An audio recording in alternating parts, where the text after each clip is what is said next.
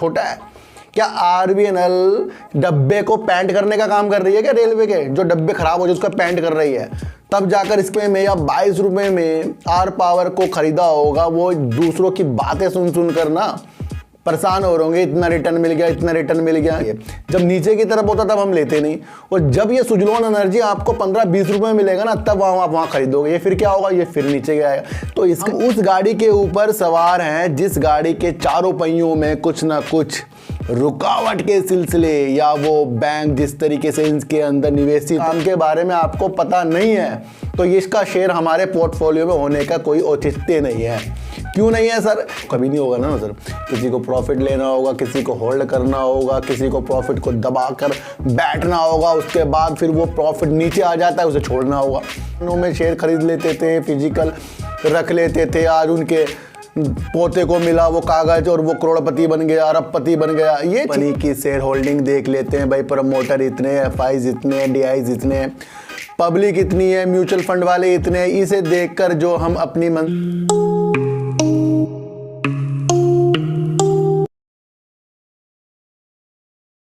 नमस्कार, मैं स्वागत करता हूं आपका अपने ही चैनल पर जिसका नाम है सार्थक बाजार से। आज बात करेंगे आरवीएनएल की, बात करेंगे आर पावर, बात करेंगे बीपीसीएल, सुजलोन एनर्जी और बात करेंगे सर अडानी ग्रुप की।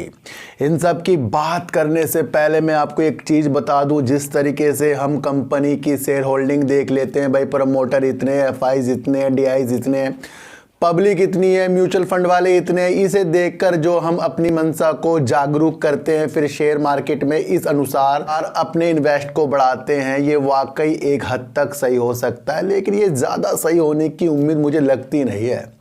ये बातें मैं क्यों कर रहा हूँ? क्योंकि कल मेरे पास एक कमेंट आया, उन्होंने मुझे बताया कि सर कि एक कंपनी में प्रमोटर 60 से ऊपर हैं, क्या इसके अंदर मैं अपनी होल्डिंग को बना सकता हूँ? देखो सर, आपने कभी कभी ये सुना होगा कि प्रमोटर ने अपनी हिस्सेदारी, अपने शेयर को गिरवी रख दिया, सुना है ना? वो कब रखते हैं? जब उनके पास ज़्यादा शेयर होते हैं।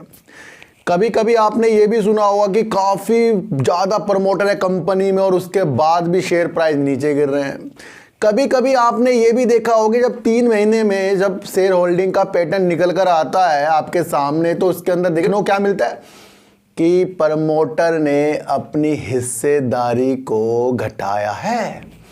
तो कोई भी कंपनी में अगर प्रमोटर ज़्यादा है तो इसका मतलब वो नहीं कि वो हमें जागरूक कर रहा है, बहुत अच्छा है जी। कई कंपनी में तो प्रमोटर भी नहीं है, अच्छी अच्छी कंपनियों में उनके शेयर जाकर देख लो आप। तो ये प्रमोटर वाली भावना की ज़्यादा है सर, वो अपनी कंपनी को चलाने के लिए समय समय पर अपने शेयरों के साथ कुछ भी कर देंगे, ये आपको समझकर चलना पड़ेगा। एक चीज़ जब तक ये अच्छी है, जब तक के प्रमोटर चूंकि तू बने हुए हैं, ये तब तक अच्छा होता है कंपनी के लिए कि भाई वो बने हुए हैं। और कभी कभी वो निकल जाते हैं, प्लेज कर जाते हैं, फिर क्या होगा? अपनी मंशा को शेयर मार्केट में एक तरफ केंद्रित करके मत चले कि एफआईज भी इतने हैं जी, डीआईज भी इतने हैं, म्यूचुअल। फिर निकलते क्यों है भाई? एफआईज निकल क्यों जा रहे हैं?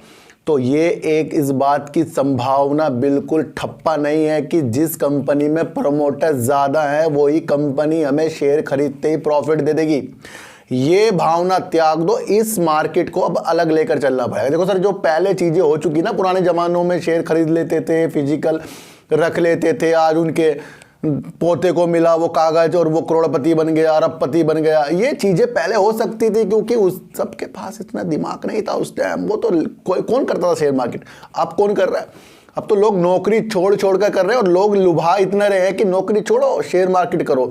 ऐसे ऐसे लोग भी आपको मिल जाएंगे, प्रॉफिट दिखाएंगे, भाई नौकरी छोड़ दो, शेयर मार्केट कर लो, सब इसके अंदर ही है। नौकरी में क्या मिलेगा? सुबह जाओगे रात को आओगे और यहाँ पर इतनी जल्दी पैसा। ये कहने में आसान होता है, करने में बड़ा मुश्किल होता है। लेकिन कोरोना काल के बाद ज़्यादा से ज़्यादा जो डीमैट अकाउंट खुले हैं उसके अंदर जो नौजवान लोग आ रहे हैं, और अब तो ऐसे ऐसे ऐड आ रहे हैं, ये मार्केट सबका है बॉस।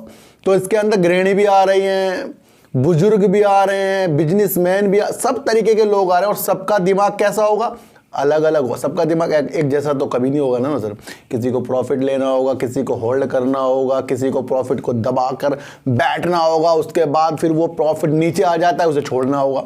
ऐसे ऐसे लोग मिलेंगे। तो कभी भी किसी भी कंपनी के शेयर पैटर्न को देखकर उसमें ज़्यादा उज्ज्वलता ना देखें, क्योंकि वो कभी भी कम हो सकती है। बस ये सोच कर चलें, अगर FIDIs और प्रमोटर ज़्यादा हैं, ये इस बात की एक अच्छी प्रणाली है कि भाई ये कंपनी अच्छी है, लेकिन कभी कभी जब वो निकल जाते हैं तो फिर खराब, ये सोचकर आपको आगे चलना पड़ेगा। तो हम सब सोच लेते हैं ना कि भाई इस कंपनी में तो प्रमोटर ही नहीं है तो कंपनी बेकार है। ऐसा नहीं होता सर, ये आपको समझकर चलना पड़ेगा। इसलिए बताया है क्योंकि एक कमेंट आया था सर, ये थोड़ा सा अलग तरीके से बता देता हूँ तो कुछ लोगों को समझने में आसानी हो जाती है। जिस तरीके से आर पावर में हमारी मंशा काफ़ी उम्मीदों के साथ है। सबसे पहले एक बात समझ लो कि जिस तरीके से पावर में ज़्यादा से ज़्यादा मांग बढ़ती जा रही है, तो पावर वाली कंपनियों के आने वाले दिनों में अच्छे उजाले हो सकते हैं। ये आपको समझकर चलना पड़ेगा। पावर का काम जो है दिन प्रतिदिन बढ़ता जाएगा। जिस तरीके से विद्युतीकरण रेलवे में होगा, जिस तरीके से अलग अलग उद्योग में नए नए उद्योग खुलेंगे, उसके अंदर सबसे ज़्यादा पावर की ज़रूरत होगी। तो पावर कभी मरने वाली चीज़ नहीं है, और ये आपको बता रही है कि आर पावर अभी के लिए नहीं, आने वाले समय के लिए अच्छा हो सकता है। जिसने 23 रुपये में या 22 रुपये में आर पावर को खरीदा होगा, वो दूसरों की बातें सुन सुन कर ना परेशान हो रहे होंगे, इतना रिटर्न मिल गया, इतना रिटर्न मिल गया। क्यों? क्योंकि जब शेयर 9 रुपये 90 पैसे का था और 12 से 13 दिन के अंदर इसने 12 रुपये 80 पैसे में जो छलांग लगाई, जिसने 9 रुपये 90 पैसे में खरीदा होगा वो 12.80 में निकला होगा तो उसे रिटर्न मिला होगा। लेकिन जिन्होंने ऊपर खरीदा होगा उन्हें कितना रिटर्न मिल रहा होगा।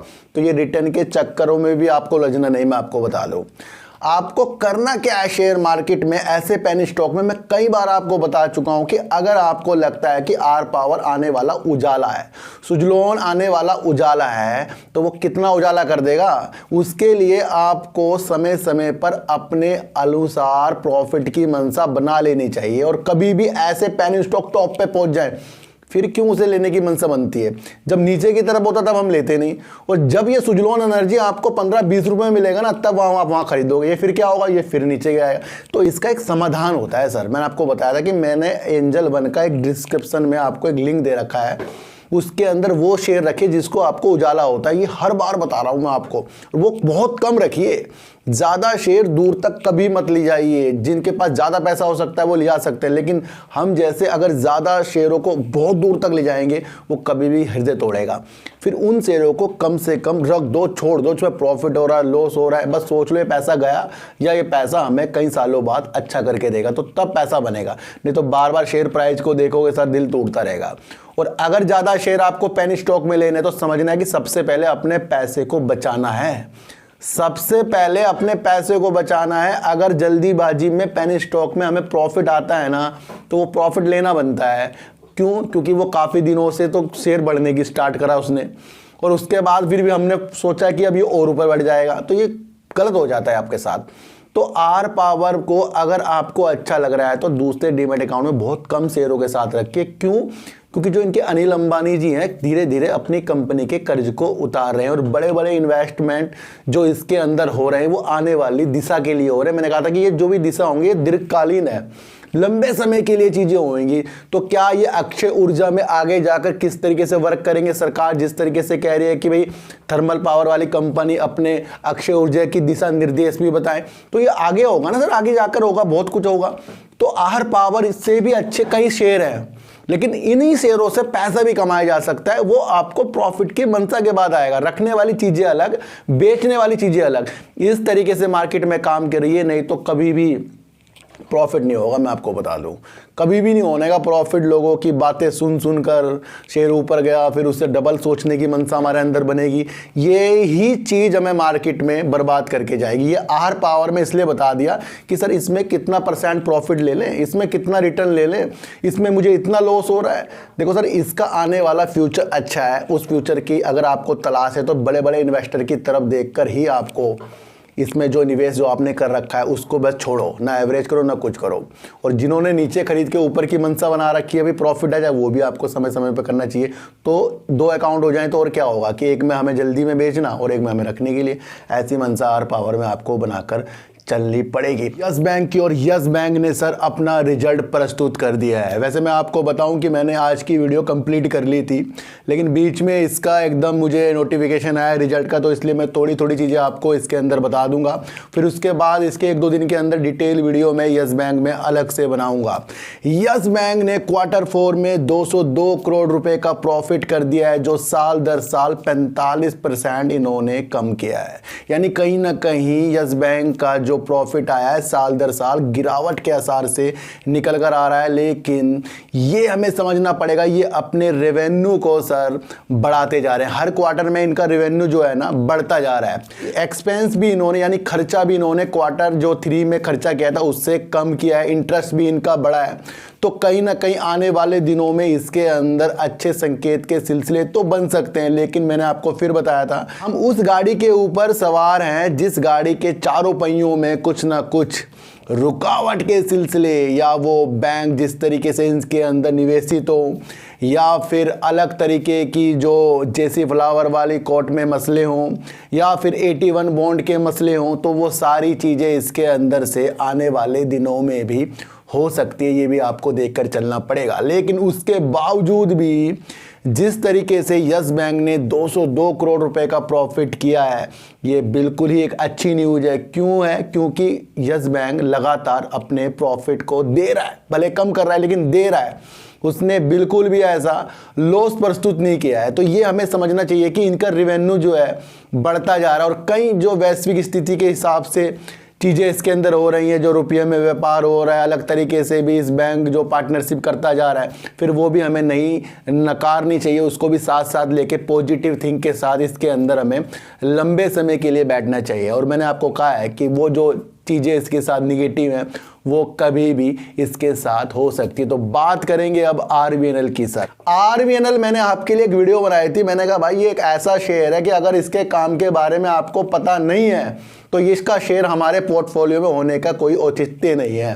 क्यों नहीं है सर? जिस तरीके से ये वंदे भारत ट्रेन के लिए, दोहरीकरण के लिए, विद्युतीकरण के लिए और रेलवे इंफ्रास्ट्रक्चर के लिए काम करता है, तो ये काम छोटा है। आधुनिकीकरण जिस तरीके से रेलवे का होगा और हमारे मोदी जी का सपना रेलवे को अच्छा करने का है, तो ये काम छोटा है।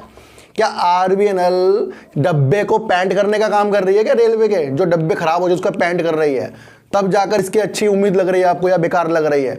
इसका काम वंदे भारत ट्रेन और मेट्रो से जुड़ा हुआ है सर। तो ये अगर आपके अंदर मनसा है, मैं आपको फिर बता रहा हूं, डब्बे पेंट नहीं कर रही है ये उस चीज की नींव को अच्छा कर रही है जो आने वाली दिशा हमारे मोदी जी ने अपने रेलवे इंफ्रास्ट्रक्चर के लिए देखा है, आधुनिकीकरण के लिए देखा है। तो ये उसके लिए काम कर रही है। तो इसके अंदर क्या होगा, कुछ उछाल के बाद फिर से गिरावट होएगी। क्यों होएगी? क्योंकि आपको लगेगा फिर ये कुछ काम ही नहीं कर रहा है। तो मैंने कहा था कि इनके काम को देखो कि वंदे भारत ट्रेन के लिए काम कर रहा है। अभी सीमेंस और RVNL दोनों एक साथ को एक ऑर्डर मिल गया है। अहमदाबाद से, गुजरात से एक ऑर्डर मिल गया है, जो सूरत मेट्रो फेज 1 और अहमदाबाद फेज 2 के लिए इन्हें 2 ऑर्डर मिल गए हैं। इसके लिए क्या कर रहे हैं? उन्नत विद्युतीकरण की एक ये लाइनों के लिए काम करेंगे। किसके लिए? मेट्रो के लिए, गुजरात मेट्रो के लिए इनको ऑर्डर मिला है। ये क्या दिशा दिखा रहा है कि ये मेट्रो के लिए भी विद्युतीकरण का काम कर रहा है और स्मार्ट परिवहन की उपलक्ष्य में ये अपनी योगदान देगा दोनों मिलकर। तो ये एक छोटी न्यूज़ नहीं है, ये अभी की न्यूज़ है जो इनको गुजरात मेट्रो से ये ऑर्डर मिला है। बहुत ही बढ़िया न्यूज़ निकल कर आ रही है। तो क्या ये छोटी न्यूज़ है जिसके लिए ये वहाँ के स्मार्ट परिवहन की एक उपलक्ष्य रख रहा है? तो ये हमें देखना है, हमें छोटी चीज़ों को कभी भी समझ कर नहीं चलना है। तो बेस्ट न्यूज़ RVNL में निकल कर आ रही है। जहां अडानी ग्रुप को फिर लोग कह रहे हैं सर इसका ना एयरवर्क्स की जो एक डील थी वो 400 करोड़ रुपए की थी, वो ना बर्बाद हो गई, उसको डिले हो गया, बंद हो गई, हिडनबर्ग की वजह से ये चीज़ें हो रही हैं।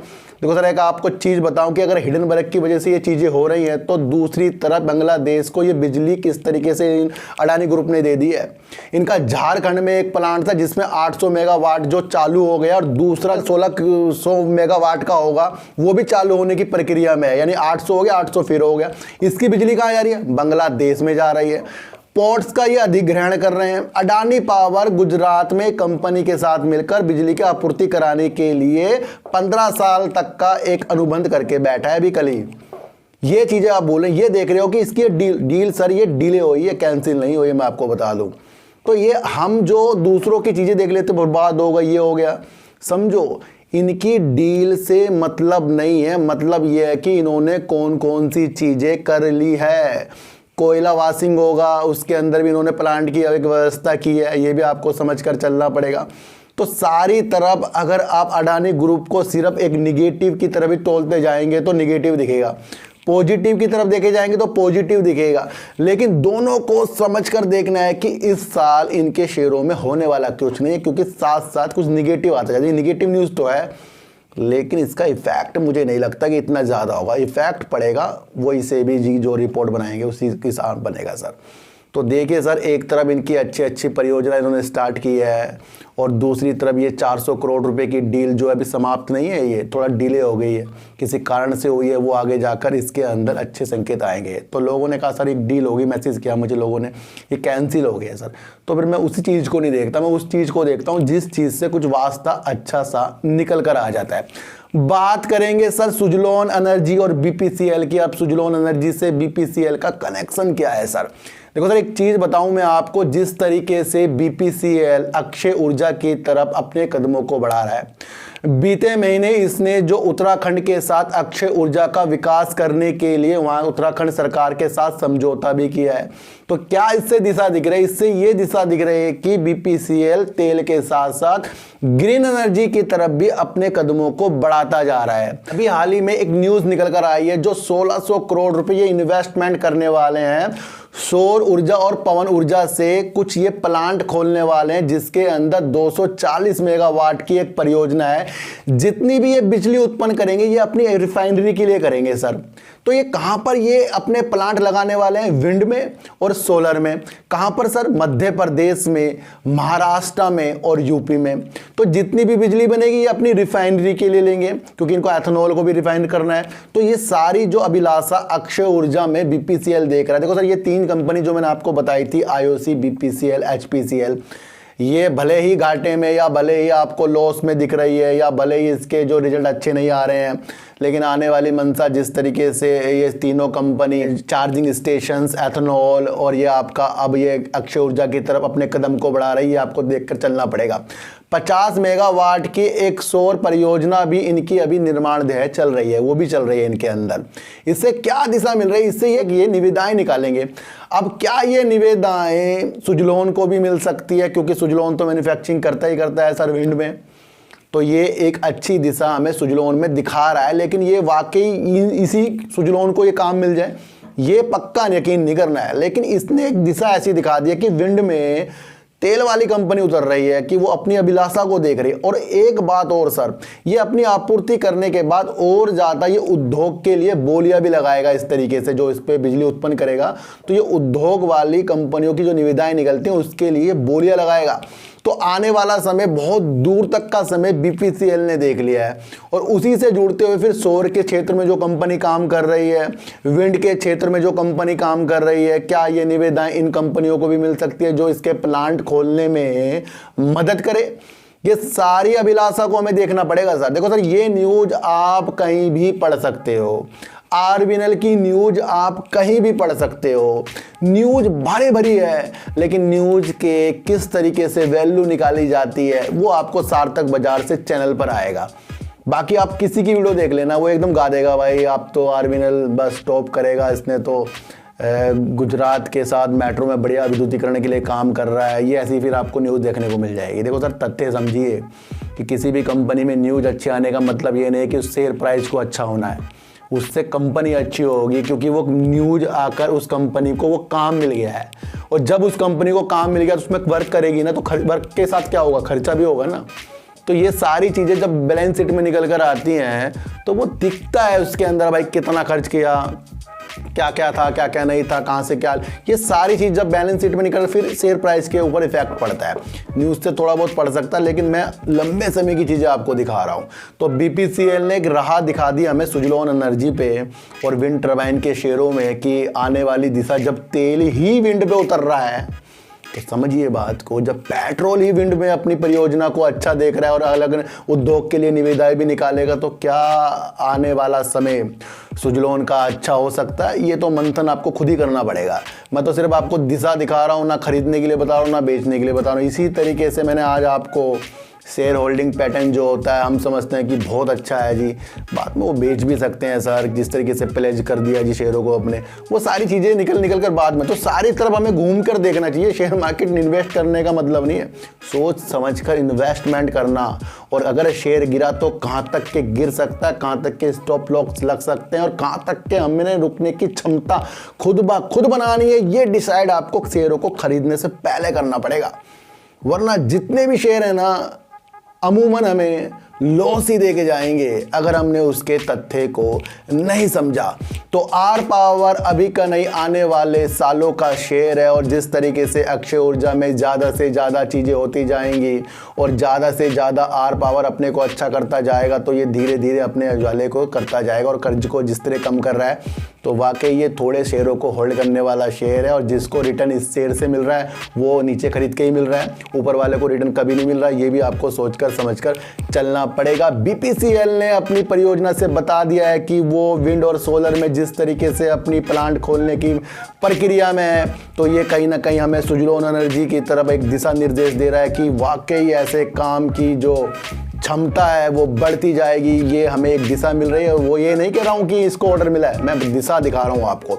अडानी ग्रुप जिस तरीके से बाकी परियोजनाओं को पूरा कर रहा है, बांग्लादेश में बिजली दे रहा है, और अब ये 400 करोड़ की डील जो डिले हुई है, इससे धोखे में मत आइए। बस समझिए कि सेबी से कुछ अच्छी न्यूज़ निकल कर आए, वो आपको सोच कर चलना पड़ेगा। तो सर चीटी को हटा दीजिए, गाय को रोटी दीजिए और अपने बच्चों को ज़्यादा से ज़्यादा प्यार कीजिए, क्योंकि बच्चे ही आपकी मासूमियत से किस्मत पलटेंगे।